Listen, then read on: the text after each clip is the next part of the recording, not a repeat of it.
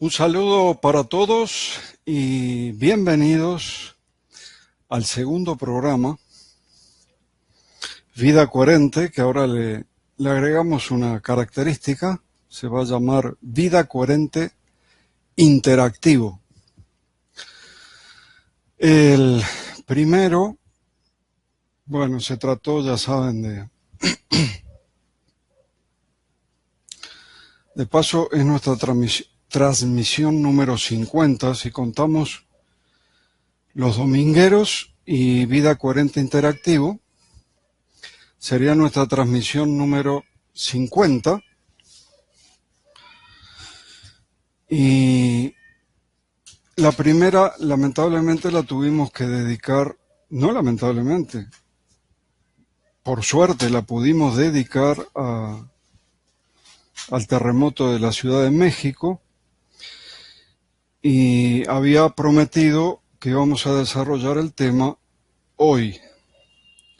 Llegamos ayer de la Ciudad de México, sinceramente conmovidos en todos los aspectos. Se sentía un ambiente muy extraño. O sea, yo nunca había visto ni me imaginaba siquiera una Ciudad de México sin gente, una Ciudad de México con la mayoría de los comercios cerrados, una Ciudad de México con personas con una mirada hacia lo lejos. Fue algo extraño, realmente extraño. A mí me cambió muchas cosas. Y después, el viajar a las comunidades cercanas, el entregar los alimentos, las medicinas, el agua nunca alcanza. Si por más que se compre agua, el agua desaparece enseguida. Nunca alcanza. Uno se olvida, porque no está acostumbrado, del tema de los bebés, así que tuvimos que volver a comprar cosas, pañales desechables y comida para bebé y todas las cosas que se necesitan, ¿no?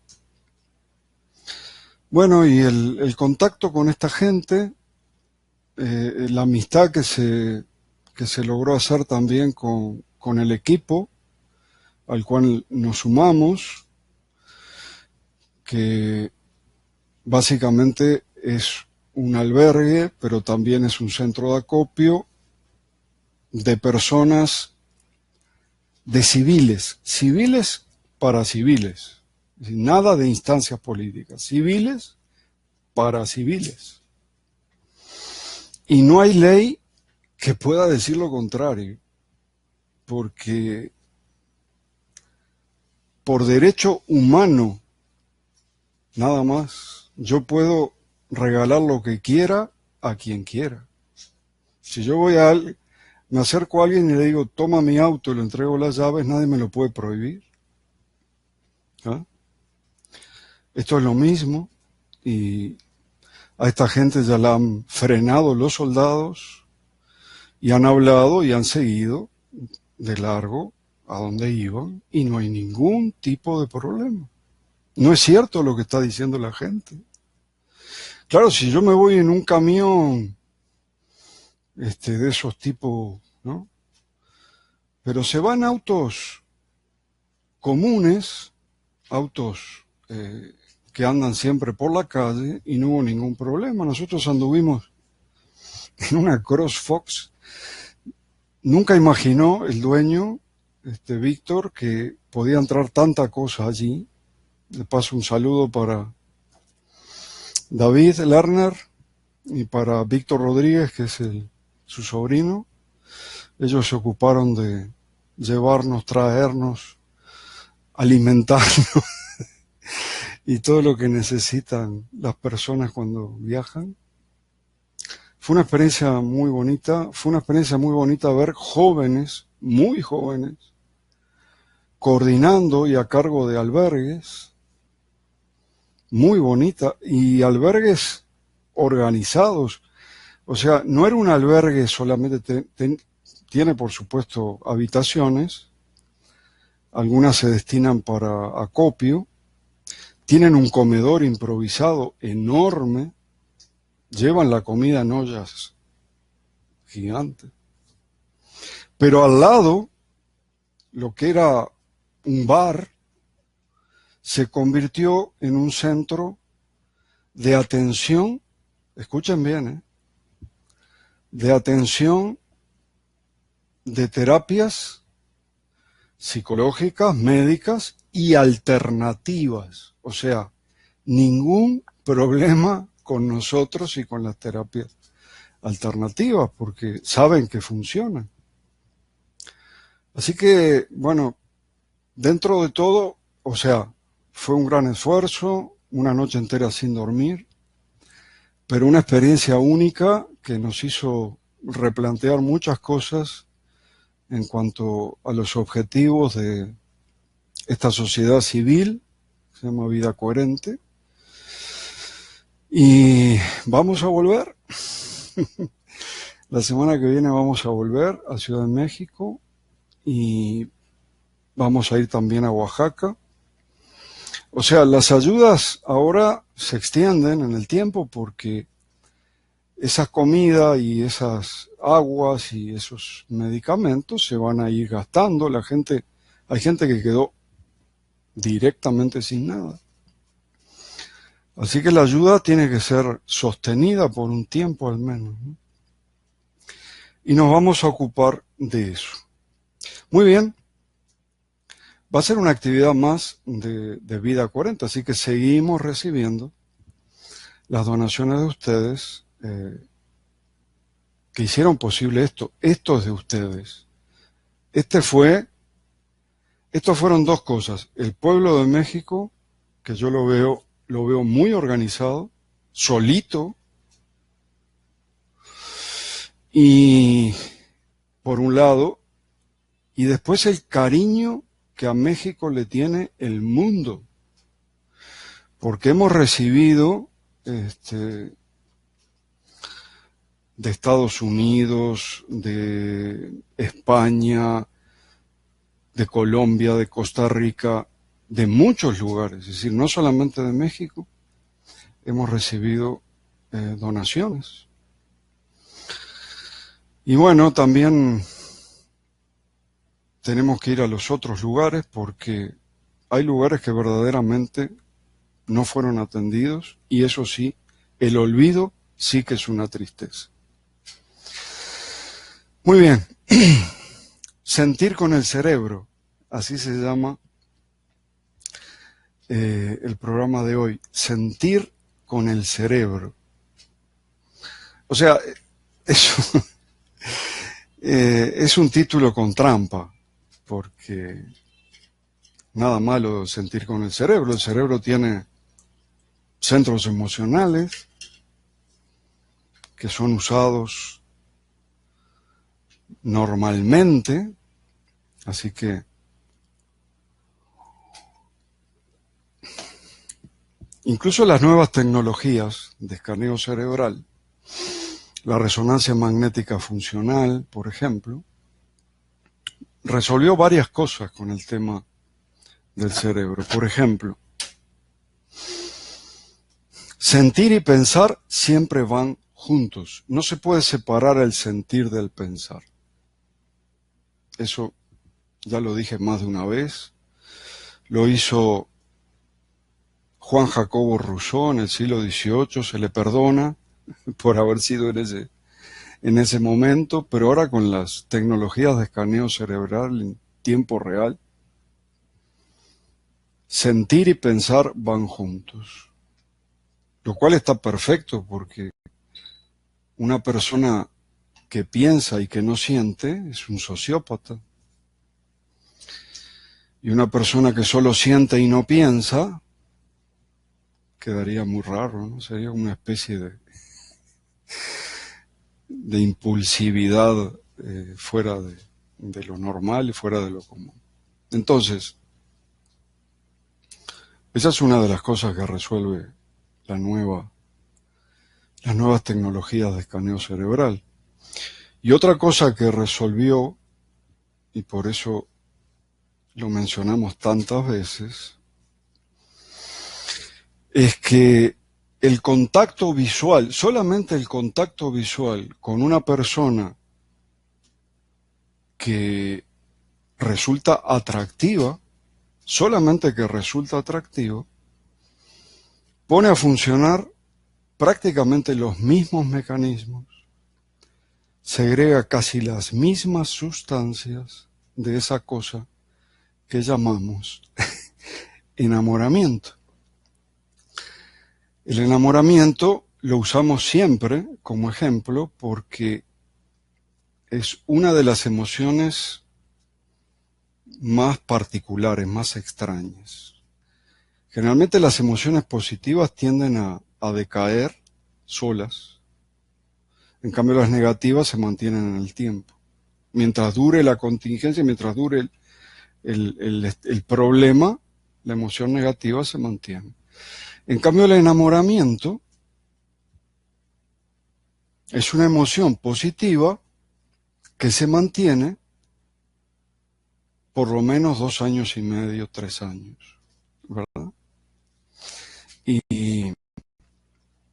Y bueno, pone a mover una cantidad de cosas en el cerebro y a segregar una cantidad de cosas que ahora vamos a ver. No la usamos porque sea un tema, es un tema como cualquier otro, es diferente a la emoción común. La neurociencia lo que está haciendo ahora es tratando, primero distingue enamoramiento como nosotros y amor, como dos cosas distintas. El enamoramiento, una emoción positiva superflua, el amor, una emoción mucho más profunda, ahora vamos a ver quién, cómo lo dice, pero mucho más profunda, una decisión, así la trata. Pero tampoco es eso el amor. O sea, el problema con la neurociencia, con la neurofisiología, es que son personas, son científicos y son investigadores materialistas mecanicistas, ¿tá? Ellos de ninguna manera aceptan conceptos como conciencia o alma, como le decíamos antes, conciencia circunscrita como entidad, ¿no? Jamás van a aceptar eso. Porque eso es energía pura y la energía pura la energía tiene algo que ver para ellos, pero no es tan importante. Bueno, la cosa es que cualquier emoción negativa, como decíamos, puede durar en el tiempo hasta toda una vida. Yo he tratado bloqueos en mis terapias, he tratado bloqueos energéticos que se extendieron durante toda la vida. He tenido bloqueos energéticos que comenzaron, por ejemplo, a los 5 años y recién lo estamos tratando a los 75 años. O sea, eso tiene 70 años de antigüedad, aunque parezca mentira. Y ahora, con esto de los terremotos, de los damnificados, hemos podido ver grandes cantidades de emociones negativas, estados de ansiedad, estados de estrés sostenido. Todo eso a los campos energéticos los desordena y puede terminar o en enfermedad o en bloqueo energético primero y después en enfermedad. La cosa es que las personas que están en esos trances, están en esos momentos, pueden llegar a ser verdaderas locuras, escapando de allí, escapando de ese sufrimiento, verdaderas locuras irracionales, Incluso tratan de escapar algunos con alcohol o con drogas, ¿no? Y genera una emoción así de miedo, por ejemplo, ¿no? Usted me va a decir, pero el terremoto ya pasó, ¿sí? ¿Están seguros?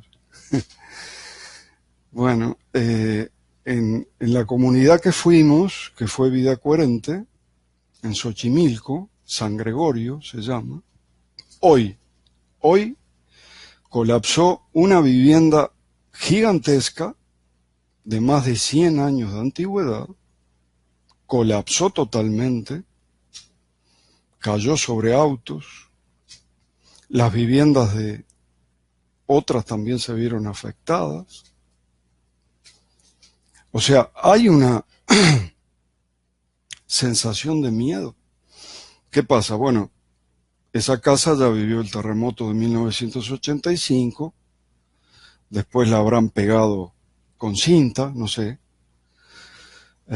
Es una de esas casas antiguas, tal vez ni se ven las fracturas estructurales. Y con este colapsó, pero una semana después. Una semana después. Por lo tanto, sí está en muchos esa sensación de miedo que genera. El miedo genera todo tipo de emoción incoherente. Es como la madre y el padre de todas las emociones incoherentes, ¿ya? Produce un sufrimiento que, vuelvo a repetir, la tendencia es a escaparse, es lo peor que se puede hacer, pero eso viene después. A veces el miedo y este tipo de sufrimiento es adictivo. Hay gente que no lo quiere dejar, se apega a ese sufrimiento, es lo que se llama el victimismo. Hay personas que no se quieren curar. Yo le pregunto a la gente a veces, ¿realmente te quieres sacar esto? ¿Te quieres curar? Porque le es más fácil a muchas personas estar en situación de víctima. Le favorece, le facilita la vida, ¿no? Y como decía, esto puede durar toda la vida. Y ayudar a personas, no solamente en zonas de desastre, porque no hay que ir tan lejos, ni hay que esperar un desastre. Hay personas necesitadas y personas sufriendo por todos lados. Se convirtió directamente en una actividad de vida coherente. Yo cuando estaba en la Ciudad de México, yo tenía una pregunta hace mucho tiempo. ¿Cómo es que proliferan tantas terapias alternativas en el mundo? Surgen, parecen hongos, cantidades y cantidades y cantidades de terapias alternativas. Bueno, la visita a la Ciudad de México y a esas comunidades aledañas me respondió la pregunta. Como yo veo la cosa, no van a sobrar personas que se dediquen a esto, van a faltar. Van a faltar personas que se dediquen a dar terapia. Y se va a necesitar cada vez más, no menos. ¿Creemos que somos demasiados? No. De acuerdo a mis estudios, mis investigaciones, todo lo que he podido realizar desde el año 2000, hace 17 años que estoy investigando, considero que el sistema solar, no solamente el Sol, está pasando por un ciclo muy especial que afecta el clima y la actividad telúrica. También estalló el volcán de México, Popocatépetl, hace unos días. Por suerte no hizo totalmente erupción, pero sí estalló. Y estas cosas por un tiempo, lejos de desaparecer, se van a incrementar. Pero basta de especulaciones que como hacían cada cosa. Como hacían simulacros para saber qué hacer con los niños en las escuelas, entonces invocaron, después de 32 años, invocaron al terremoto y llegó el terremoto por ley de atracción. Nada que ver, dejen tranquila a la gente. Todavía que les pasa lo que les pasa, le echamos la culpa a la gente. Así no funciona la ley de atracción, así no funciona. La ley de atracción funciona entre almas. Almas se atraen con otra alma si vibran de la misma manera. Eso es todo. Con lo que se le mal llama materia, que es esto que vemos, no funciona así. Así que lo que estamos viviendo es un ciclo cósmico que afecta a todo el sistema solar y deberían leer el gran trabajo que en su época, antes del 2012, había hecho David Wilcock. Pasa que David Wilcock era uno de los que le apostaba al 2012, entonces a todos los que dijeron del 2012 le hicieron la cruz y tienen investigaciones impresionantes.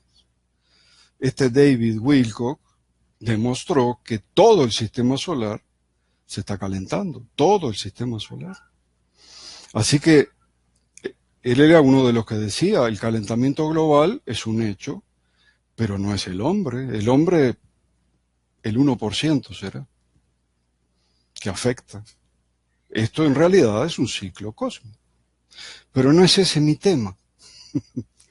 El tema es que cada vez se van a necesitar más personas que trabajen honestamente, que trabajen con responsabilidad, que sepan lo que están haciendo, esto es fundamental, no improvisados, gente que sepa realmente lo que está haciendo, ¿no? Gente con fundamento. No es solamente dar terapia, es tener un fundamento de la terapia que yo doy. La terapia Vida Coherente es una terapia de autoayuda, pero está fundamentada en cada una de sus etapas, todas y cada una de sus etapas. Tenemos una cosmovisión muy amplia. Bueno, estábamos hablando del cerebro y justamente este año el doctor Eduardo Calixto González, que es un investigador del Departamento de Neurobiología del Instituto Nacional de Psiquiatría en México, fue a dar una conferencia, esto fue en febrero, mira si se iba a imaginar que en Xochimilco iba a pasar lo que pasó. Fue a dar la conferencia a una universidad que tiene una sede en Xochimilco, la UAM, y justamente habló del enamoramiento y habló del amor. Eso fue en febrero. No se imaginaba que iba a pasar esto en Xochimilco. Entonces decía este doctor Eduardo que el cerebro es el órgano que se enamora, no es el corazón. En eso comparto al 100%. El órgano del cuerpo que se enamora es el cerebro y no el corazón. El problema es que nosotros nos quedamos en el cerebro y no buscamos el corazón. El corazón, que también piensa con 40.000 neuronas, que es un cerebrito, aunque piensa muy distinto a como piensa el cerebro, piensa de manera intuitiva. Decía Greg Braden, es la puerta del alma, y es cierto. Es como, de alguna manera, el receptáculo, aunque por supuesto lo que se le dice conciencia ahora, antiguamente alma, están todas las neuronas, en todas, en el citoesqueleto, en los microtúbulos del citoesqueleto neuronal. el corazón, además de tener nuestra conciencia circunscrita, está conectado al campo de información cósmica, también le digo campo akáshico. Entonces nosotros no buscamos ir al corazón, nos quedamos con el cerebro. Entonces, él dice que, ¿qué pasa con esto del cerebro? Durante el enamoramiento, dice este doctor Calixto González, se produce dopamina, adrenalina y endorfina, que son sustancias que activan las áreas cerebrales relacionadas con el placer, la recompensa y la adicción. Es lo mismo que se segrega cuando alguien ve a una persona que le resulta atractiva. Miren si será superficial esta parte. Se siente mucho por esas sustancias, pero es superficial, porque ver a una persona atractiva, más o menos, hace lo mismo. Aunque este hombre ya maneja mucho más. Yo hablaba de 12 áreas del cerebro, él habla de 29 áreas cerebrales, habla de 10 sustancias neuroquímicas, yo mencionaba 4 o 5. O sea, está muy avanzada la neurofisiología, la neurobiología aquí en México está muy avanzada. Mis respetos.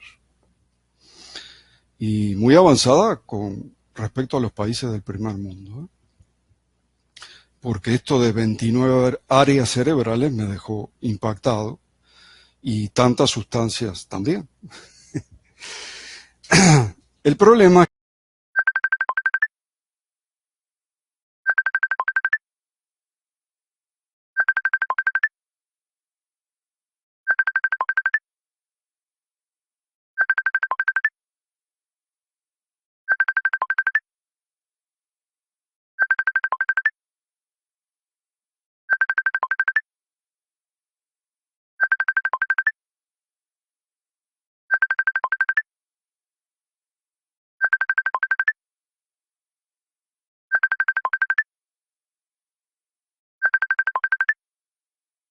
es que este hombre, para separar enamoramiento de amor, ustedes pueden hacer preguntas ahora, mientras yo estoy bla, bla, bla, ustedes hagan preguntas y entonces luego las respondo.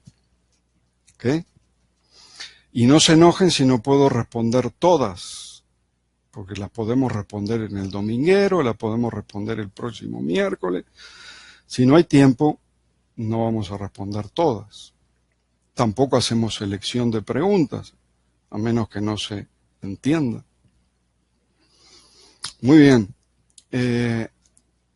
Cuando pasamos a la etapa del amor, dice este hombre, el cerebro se vuelve más receptivo porque genera oxitocina. La oxitocina,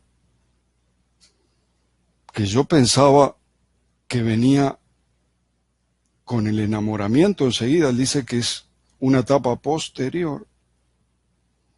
La oxitocina se le dice la sustancia del amor, porque, por ejemplo, una madre que está dando a luz, cuando le entregan a su hijo, después de los dolores y todo, cuando le entregan a su hijo, lo que segrega más es oxitocina. Así que es la sustancia del amor, pero no del amor universal, donde se mete el corazón. No, no. Sigue siendo amor, sigue siendo sentir con el cerebro esto. Entonces dice que se pone más receptivo porque genera oxitocina, que está vinculada al apego, también vasopresina, que incrementa la preferencia por esa persona, y serotonina, y entonces ya se convierte en un proceso no tan vinculado con el núcleo accumbens, por ejemplo, con los centros, no tan vinculado con los centros emocionales, sino que ya se convierte en un proceso ubicado en la corteza prefrontal. Entonces, esto combinado con lo anterior, da paso a una fase más tolerante. Él dice de la relación amorosa, pero no es así. Esta es la parte que hace que el enamoramiento respecto a una persona en especial pueda durar 2 años y medio hasta 3 como máximo en algunos casos, ¿sí? O sea, lo que quieren hacer o lo que quiso hacer este investigador es dividir en 2 etapas. Una le llama enamoramiento y a otra le llama amor. Les voy a leer una cita de él directa. Cuando estaba dando la conferencia, diferenció entre enamoramiento y amor. Ahora entre comillas. El primero ocurre a un nivel biológico muy básico, centro emocional. El segundo implica un proceso más complicado, es una decisión, dice él. En cierta medida está bien, se está avanzando en ese sentido, pero sacan totalmente el corazón.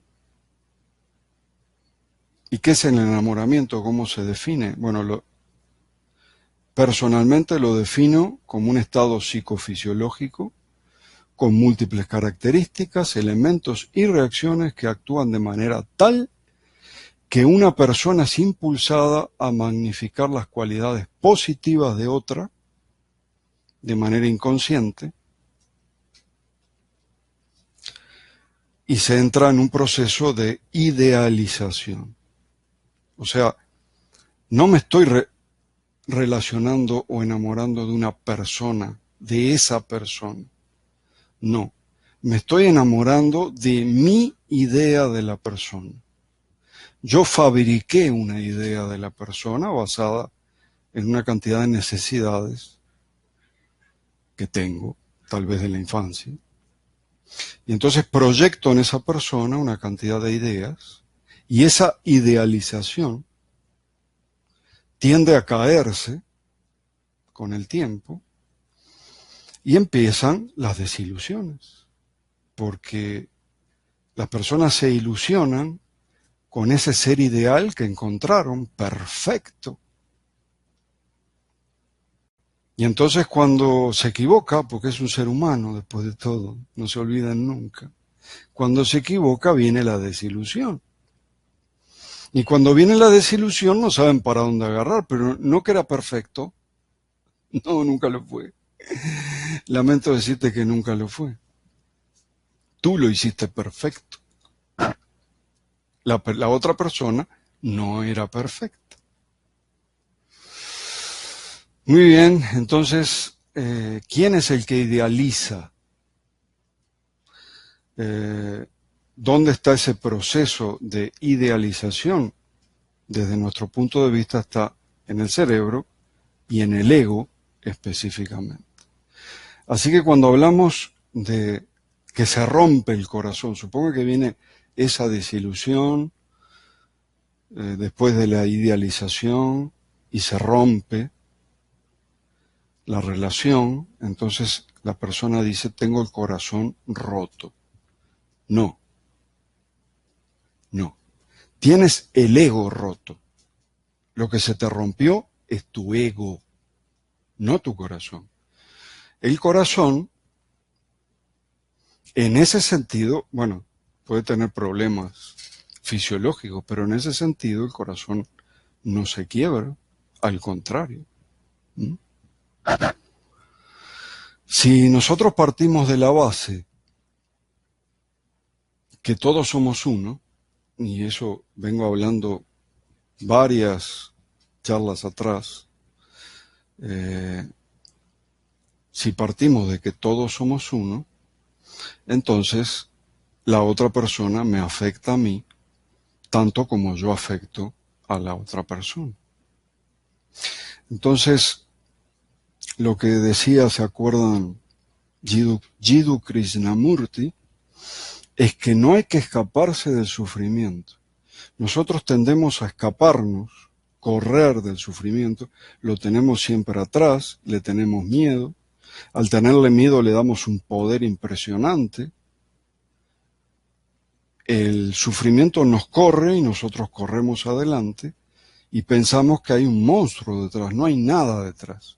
Si yo me doy vuelta y lo enfrento, ese sufrimiento empieza a tomar su verdadera altura, ¿verdad? Y da lugar, según Krishnamurti, acá está, a la llama de la pasión. Me muestra cuál es la pasión de mi vida o me ratifica cuál es la pasión de mi vida. Y él dice, es necesario tener pasión, de lo contrario no podemos crear nada. Somos seres creadores, somos conciencias creadoras, somos conciencias manifestadoras, pero necesitamos de esta pasión. De la pasión surge la compasión, además. Y la compasión significa pasión por todas las cosas, por todos los seres humanos. Eso es lo que llama Krishnamurti belleza de la vida. Entonces él dice, huye del sufrimiento y no habrá manera de liberarte.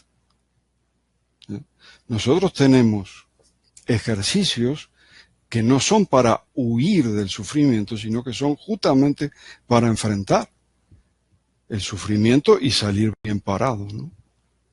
La raíz etimológica incluso de la palabra sufrimiento es la misma que la de pasión en sánscrito, ¿ya?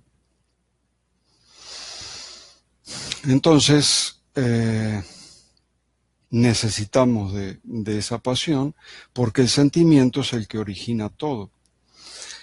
Cualquier sentimiento coherente, cualquier emoción coherente, toda la coherencia energética, que es lo que nosotros defendemos, surge a partir de las emociones coherentes. Y las emociones coherentes tienen que ver con el corazón, tienen que ver con la pasión. Después de todo, la energía es lo que hay en el universo, es el ser. Y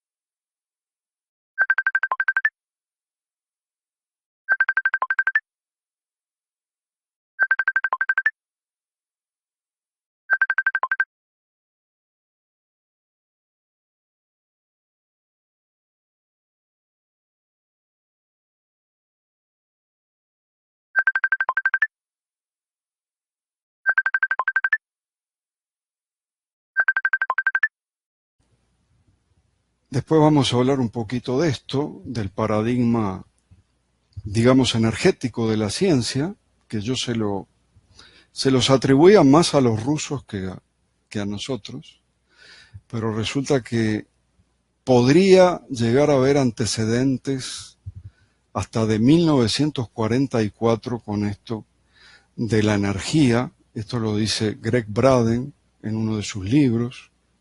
Yo creo que Greg Braden, en los libros que tiene algún tipo de problema con la traducción del inglés al español, porque si no me explico cómo puede haber tantos, a veces, errores, ¿no?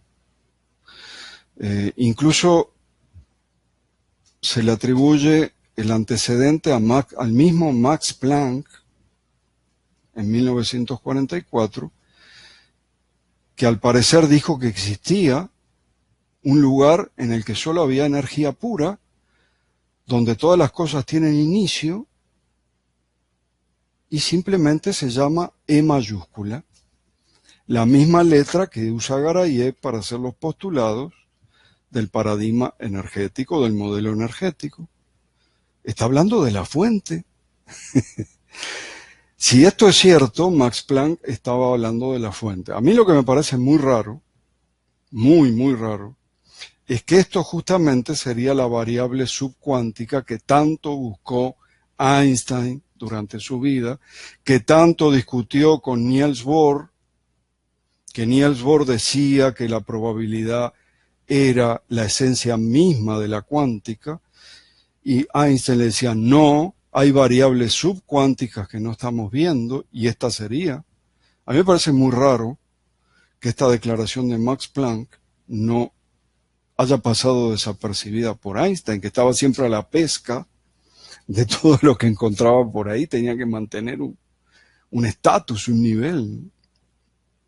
Si el mismo Max Planck dijo esto, bueno, o se le fue entre las manos a Einstein, o estaba la respuesta y Einstein nunca lo supo, porque aquí está la respuesta. Todo es energía, en realidad. ¿Eh? Esa es lo que llega a la teoría de cuerdas, y para cada partícula subatómica hay una cuerda de energía que vibra a determinada frecuencia. O sea, detrás de la partícula, que es lo que estudia la física cuántica, habría una cuerda. Las teorías de cuerdas no son física cuántica, son teorías de cuerdas. Listo. Hay 5 diferentes. Una es la teoría M, que lo que intenta es compatibilizar a las 5 que hay. Pero básicamente es eso, detrás de las partículas hay cuerdas de energía. Y esas cuerdas lo que hacen son como un tejido, branas, se llaman en teoría de cuerdas. Nosotros les decimos el tejido del universo. David Bohm le llamaba potencial cuántico, pero es el círculo de existencia subcuántico, donde está conectado todo con todo, donde se puede ver la conexión de todo con todo. Solo con el corazón podemos llegar a eso. Solo con el corazón podemos amar con amor universal, incondicional. Entonces, se pueden destruir el cerebro los neurocientíficos tratando de ver cuál es el mecanismo del amor, que nunca lo van a encontrar allí. Lo van a encontrar en el corazón.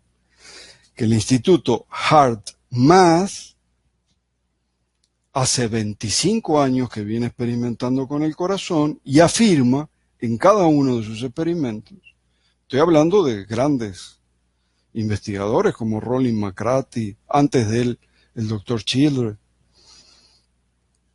y en todos dicen que el corazón está conectado a una inteligencia superior. Eso, en realidad, es lo que llamo campo de información cósmica. Por lo tanto, solamente a través del corazón llegamos al verdadero amor. Esa diferencia, esa división que hacemos entre corazón y cerebro está mal. Pertenece a la ciencia materialista mecanicista.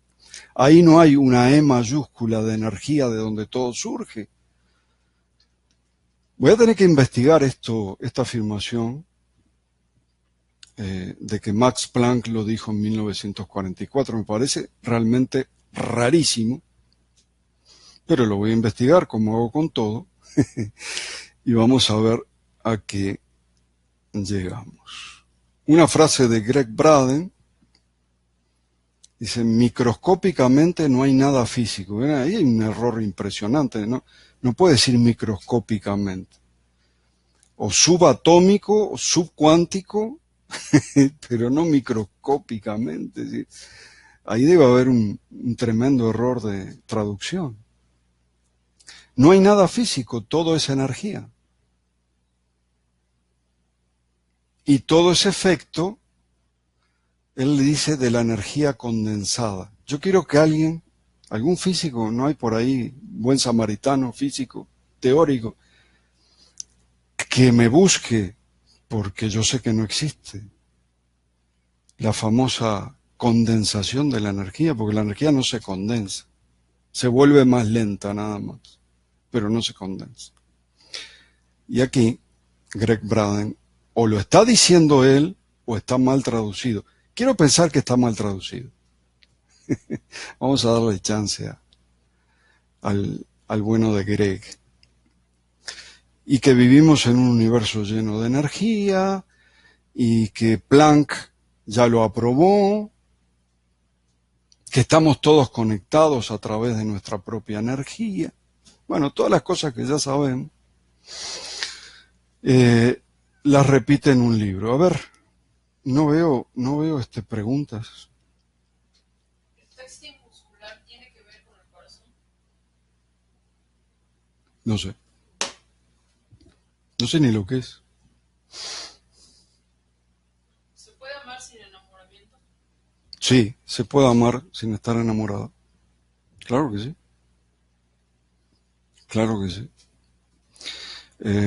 A veces la etapa del enamoramiento, que es muy bonita, muy linda. El testing muscular, están hablando de eso que hacen con la musculatura para ver la tensión muscular. Bueno, después lo veo.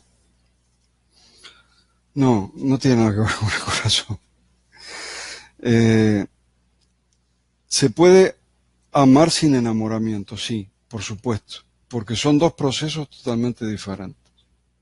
Uno es un proceso cerebral, neurofisiológico, lleno de drogas naturales, pero drogas al fin. La persona está definidamente drogada. Bruce Lipton dice que el enamorado está salvado, pero está salvado en el sentido que todas esas cosas que segregamos, naturales, hacen bien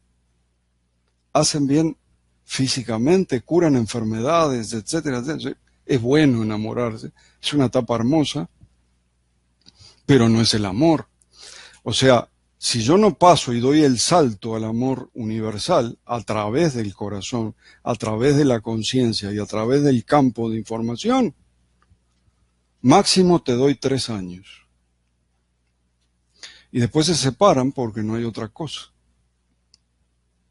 En cambio, si yo hago el shift y paso del enamoramiento al amor, eso puede durar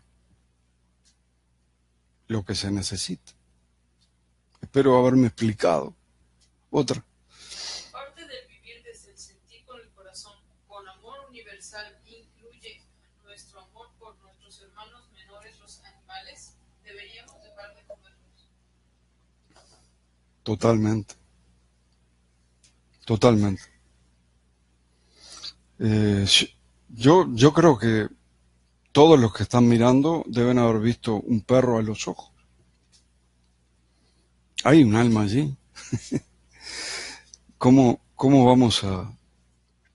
Ya en el tema de comer o no comer, no sé, la naturaleza es tan... Pero yo no sé si la naturaleza intervenida, yo creo que es la naturaleza intervenida después de la intervención, donde los animales también se comen entre sí. Si los animales para nosotros son ejemplo en una cantidad de cosas, ejemplos de humildad, ejemplos de amor, ejemplos de cooperación, ejemplos de humildad, de una cantidad de cosas que tenemos que aprender de ellos, pero también se comen entre sí. Se comen entre sí. Entonces, lo de comer yo no me meto, respeto mucho a los que lo hacen, me parece que es la motivación justa para no comer alimentos de origen animal, el proteger a los animales y el no ser depredador, me parece que es la motivación más justa, más acertada. Sin embargo, es un tema, la alimentación, en el cual ni me metí anteriormente, Ni me he metido ahora, ni me meteré en el tema de la alimentación. Es un tema que no me gusta. Y no me gusta por las incoherencias que le veo. ¿M? Y la falta de seriedad. Así que, generalizada, no estoy apuntando a nadie en especial. Es un tema que no voy a tratar. ¿Podrías contarnos la meditación que hicieron global para calmar los incendios? Supongo se refiere a Chile. Sí, se juntó mucha gente y lo que se hizo fue un decreto. Lo que sucedió fue un fenómeno, no llovió, pero al otro día hubo un fenómeno que nosotros no conocemos aquí, pero es como un viento muy húmedo que entra de la costa, no recuerdo cómo se llama, lo cual calmó muchísimo el ambiente y después se atraparon 40 incendiarios, porque el problema de Chile no fue tanto natural, sino que había, en nombre de la defensa de los indígenas, etcétera, etcétera, estaban provocando incendios. A la mañana siguiente que hicimos eso, atraparon a 40, los metieron en la cárcel. Y no eran todos, ¿eh? Siguieron haciendo incendios después. Siguieron haciendo incendios después. También en la Patagonia Argentina hubo, aunque no trascendió tanto, pero sí fuimos muchos, como 1000, en esa oportunidad, que estuvimos hablando mucho tiempo y hicimos una comunicación en directo eh, con la psicóloga Danitza, que estaba en esa región. Fue una desesperación también. Y estamos todos conectados, o sea, somos conciencias manifestadoras. Imaginen cuando nos conectamos. Esto se hizo en 12 ciudades de Estados Unidos. Se convocó al 1% de la población de cada ciudad y se pusieron a meditar sobre la paz. Y el índice de violencia y de delito bajó, pero notablemente. El problema es que cuando dejaron de meditar, otra vez subió, y subió más alto todavía. O sea que para hacer algo, tenemos que hacerlo sostenido. Acá viene el concepto de coherencia sostenida, todos los días, no una coherencia un día sí, un día no, un rato sí, intermitente, no va. La coherencia, para que haga efecto, tiene que ser sostenida. Y esto de ayudar a la humanidad tiene que ser sostenido, si no tampoco tiene un efecto. Por eso es que necesitamos llegar a una masa crítica y entonces manifestar lo que queramos manifestar. Ustedes en su vida pueden manifestar lo que quieran, pero lo que quieran. Tienen el poder de hacerlo. Eso lo escondieron durante toda la historia. Otra. ¿No será necesario que primero las personas comprendamos y vivamos el desapego? Sí, muy buena la aclaración. Lo primero que tendríamos que entender es que la materia no existe. Es el primer tema de mis talleres. Ahora viene un taller, o sea, es una unidad temática que se divide en 5 talleres. Solo que los vamos a dar a mitad de precio porque son 5 y no se van a querer perder ninguno. Todos están buenos. Pero el primer tema que doy en mis talleres, en todos mis talleres, es el tema de la materia. Y la materia no existe. Y no es energía condensada ni cristalizada. Es energía lenta. Y tenemos un diseño de sentidos que es lo que nos da la ilusión de solidez, por ejemplo, o la ilusión de que lo que estamos viendo es real. ¿No es cierto? Creo que ya he contado muchas veces el tema de la solidez, ¿no? O sea, cuando yo golpeo algo sólido, en realidad no lo estoy tocando. Ahí hay una repulsión de dos cargas negativas, los electrones que orbitan los átomos de este ratón, de este mouse, los electrones de mi dedo. Se provoca una fuerza electromagnética de repulsión y en realidad yo no llego a tocar nada.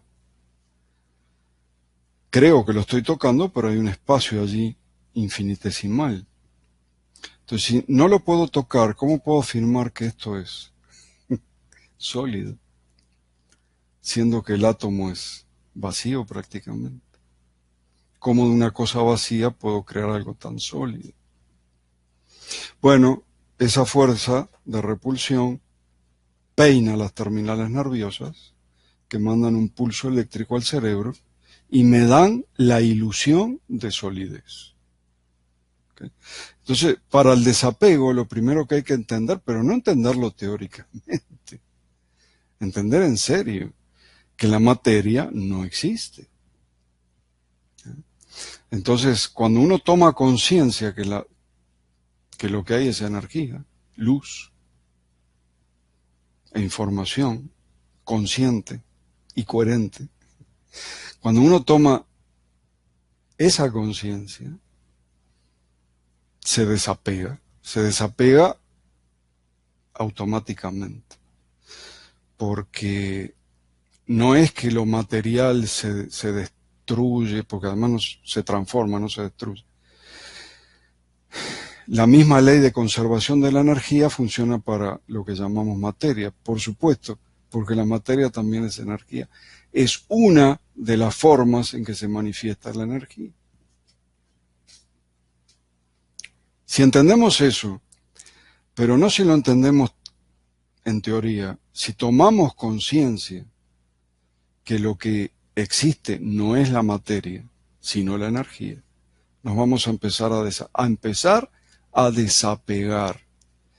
Y es más rico el que menos necesita, no el que más tiene. Porque finalmente el que más tiene, lo que tiene es nada, es energía. Otra. Los decretos que hagamos deberían ser repetidos para que se sostengan. Mira, la conciencia absoluta, lo que llamamos fuente, no tiene problemas cognitivos, no tiene problemas de comprensión. Así que, si yo quiero algo, lo decreto una sola vez. Me parece una falta de respeto a la gran conciencia, la conciencia absoluta, infinita, repetirle las cosas. Ya te escuché. O sea, entonces, yo decreto una sola vez. Y con eso basta. Porque el proceso no tiene nada que ver con la ley de atracción, lo vuelvo a repetir. La ley de atracción fue mal entendida, mal usada, no es que no exista, pero fue totalmente mal entendida. Ustedes no manifiestan cosas por ley de atracción, no atraen, manifiestan, proyectan. Listo, así es. La manifestación es un proceso holográfico natural, eso es. Es luz e información sacada del gran holograma y proyectada por el cerebro y por el corazón. Ahora, sí hay ley de atracción cuando estamos hablando de conciencias. Una persona que tiene una conciencia circunscrita, que vibra muy, muy parecido, muy igual a otra, la tendencia es atraerse. ¿Sí?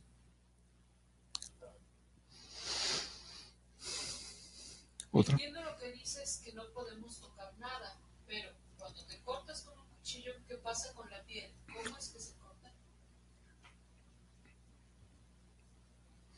Lo mismo, fuerza de repulsión electromagnética que realiza el corte.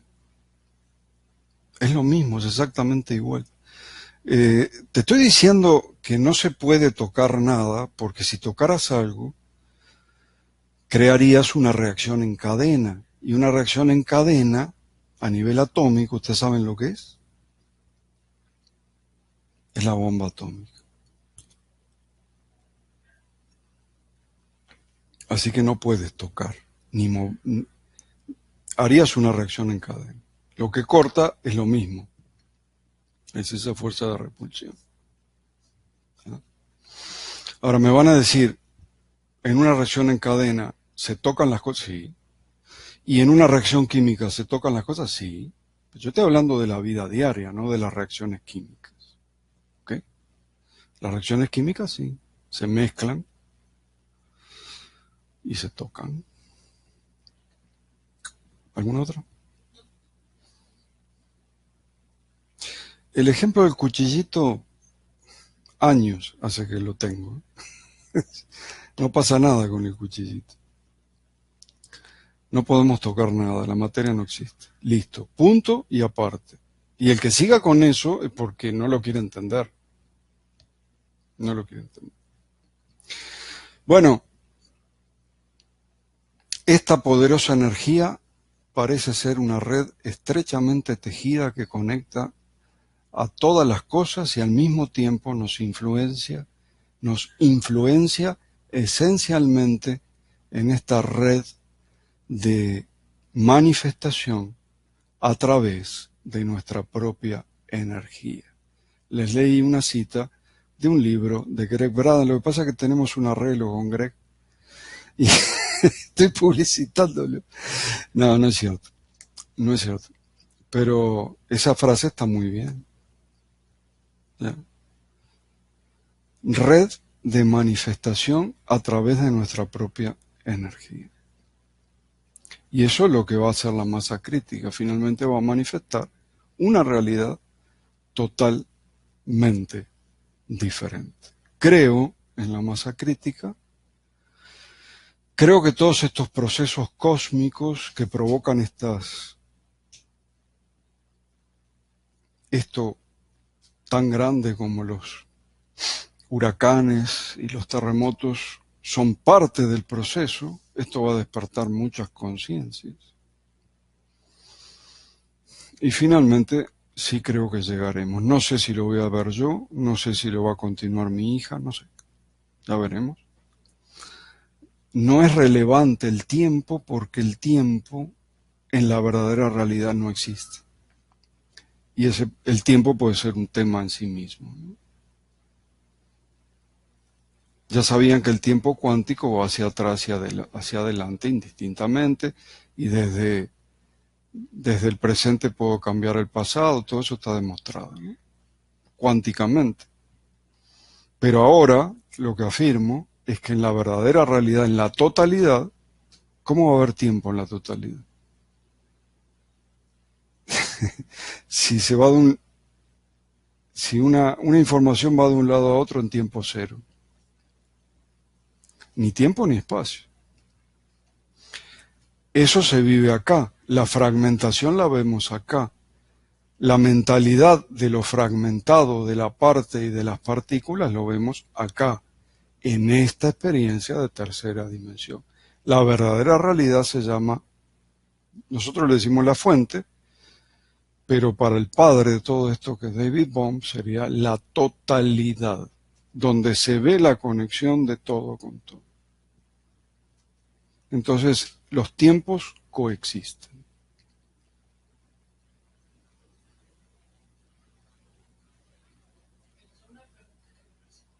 ¿Ya ves?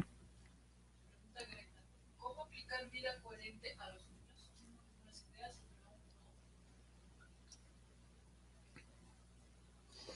El que desarrolló ejercicios de vida coherente para los niños específicamente es el Instituto Matemáticas del Corazón. Nosotros no lo hicimos. Nosotros de Matemáticas del Corazón usamos un solo ejercicio que se llama el de coherencia rápida, porque creo que no hay mejor ejercicio, ni lo habrá en la historia, y fue liberado en muchos lugares, pero cada vez que lo uso digo que es de este instituto. Los otros son ejercicios que están registrados a nombre de Vida Coherente, creados por un servidor, que se basan mucho más que los de Matemáticas del Corazón en la visualización. Por un lado, yo estudié la importancia de la visualización en la autocuración. La visualización solita. A eso le agregamos la respiración de 5 segundos, que tampoco es del Instituto Matemática del Corazón, es milenaria, hinduista. Había mantras que justo daban 5 segundos, inhalar, 5 segundos, respirar.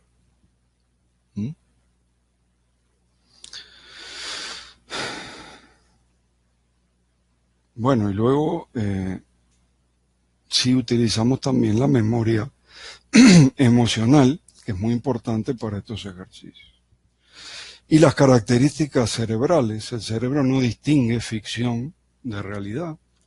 El cerebro no sabe si yo estoy actuando o lo estoy haciendo verdaderamente. Todas esas características cerebrales las utilizamos en nuestros ejercicios. No son magia nuestros ejercicios. Es de alguna manera, hay una manipulación no mental, que es mucho más grande la mente, pero sí hay una manipulación cerebral. Y tienen un efecto. Realmente no se discute. O sea, cuando hay resultados, ¿quién me va a discutir a mí? Lo veo todos los días. O sea, me pueden venir con bla, bla, bla, bla. Yo tengo resultados. Y como tengo la costumbre de fundamentar todo, tengo resultados certificados, con certificado médico, con firma de médicos. ¿Ok? El que los quiera ver, los puede ver. Muchas gracias. Estuvimos 1 hora y 5 minutos. Posteriormente, esto se subirá a YouTube. Vengan con las preguntas ya hechas. En el dominguero voy a anunciar cuál será el próximo tema. En realidad este tema quedó mucho, quedó mucho. Pero no podemos quedarnos a vivir en un tema. Así que en el dominguero les avisaré cuál es el próximo tema. Preguntas muy buenas. Muchas gracias por ello. Y nos vemos en este espacio que se llama Vida Coherente Interactivo el miércoles próximo. Y nos vemos la próxima vez por aquí mismo en el ya famoso dominguero, que es totalmente interactivo. O sea, no desarrollo un tema, no hablo de algo y después ustedes preguntan. No. Ustedes solo preguntan, así que ya hagan las preguntas para el dominguero, que pueden ser de este tema también. ¿No? Pueden ser de este tema también.